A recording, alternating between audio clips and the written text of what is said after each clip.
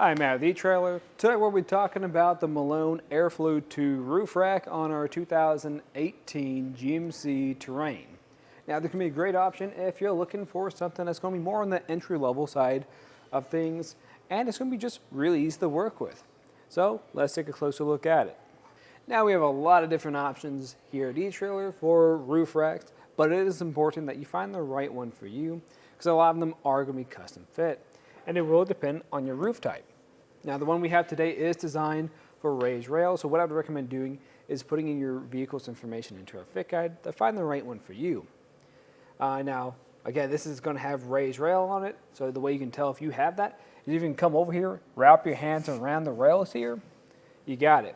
But let's take a closer look at this roof rack to see some more of the details and what comes with it. So we're going to have our crossbars and the tower.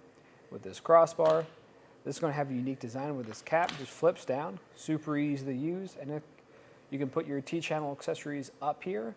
I like this because you have a little bit more places where you can mount your accessories if you opt for this option, and it looks a little bit nicer in my opinion.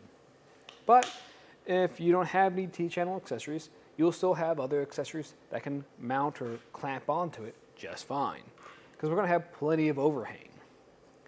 Now, when it comes to the tower, I can unlock that. There we go.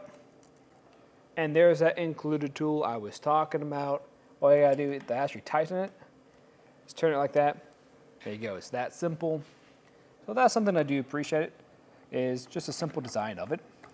Now, for how it's grabbing onto our roof today, we are gonna have this clamp that wraps all the way around. It's gonna have some of this weather stripping that keeps any air from flowing through here. So let's get a few measurements now to see how it fits up here. So today, going from our roof to the bottom of that crossbar there, that's gonna be about 3 inches. Most cases, that's gonna be fine, even if you have some larger clamp accessories here. But if you have a sunroof and that expands up, that could make contact with some of those clamps, so definitely keep that in mind. And as for the total height, this is going to add to your vehicle. That's going to be about 2.5 inches. So that's relatively low profile compared to some other options out there. It's something to keep in mind if you're going under any low clearance areas like a garage. I would also include the total height of your vehicle, plus that roof rack, and if you have any accessories on there, make sure you get that measurement so you know if you can make it or not. And for the overhang of usable space, that's going to be about 6 inches. So that's going to be good for any of your larger style carriers. So typically kayak carriers are going to be a bit bigger. So this will have plenty of room to be right here at the very edge. The reason why that's important is it's going to make it a bit easier to load and unload when you need to. Now, when it comes to the installation, it's really easy to do. You could probably do it in 5 to 10 minutes once you kind of get used to it. But if you're curious to see that process, I can show you that now. All right, so to start off the installation, you'll notice I already have one of my crossbars installed. It's going to be the same process for both of them though. So we are going to have the crossbar, we're going to have both towers per crossbar, and you are going to have the end caps. And of course your key to lock everything up into place. I do recommend having a tape measure on hand to help make this process easier for you. Now, what we're going to do is install these. So we'll just flip over the crossbar, and you're going to notice we got these 3 tabs at the very top. Those tabs are going to go right into that channel in this orientation like that. So push it into place. Another thing you could do at this point is take off these end caps using your key. And then if this clamp you think is not wide enough to go around your raised rails, you can just simply loosen them up a bit.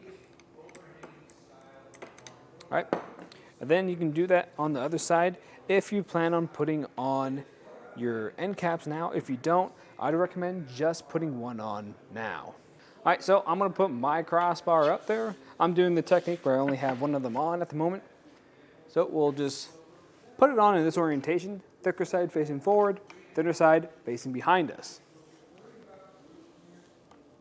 And this is going to look fine for right now. Once that's roughly where I want it to be, then I'm going to go to the other side. I'll put on that other tower, and then we can get a couple measurements to make sure everything is squared off. All right, so the way we can make sure everything's squared off is by making sure these are equidistant from either side. So right now I'm getting about 27 inches. I'm just going to make that 28 inches. You can make yours however you want, depending on your equipment or gear. That feels good. Do it on the other side too. And then we also want to do this where we're kind of measuring maybe from the base of that rail to the edge of that tower. We'll make sure it's even on either side, and if it is, you're good to go. Both of those bars are squared off. We also want to make sure our overhang is going to be pretty close to the same. So just go to the edge of that tower. Mine right now is a little bit over 6 inches. I'll check the other side. And if I need to adjust it, I'll probably just go to one side, kind of tap on it, and then double check. All right, so now everything's in the right place. We're going to come over here and we're going to tighten this up with that included tool. The way I recommend doing this is to tighten up where you have a little bit of resistance. Once you have some of that resistance, we'll repeat this process on the other side, and then we'll just go back and forth until this feels nice and snug. All right, and once we have that nice and snug down, we'll come back, put that tool back into place, and lock it up. It's not a bad idea to give this a little shake test too to make sure it's not going to go anywhere. That's feeling pretty good. And then we'll grab our end caps and throw them on. And that's pretty much it.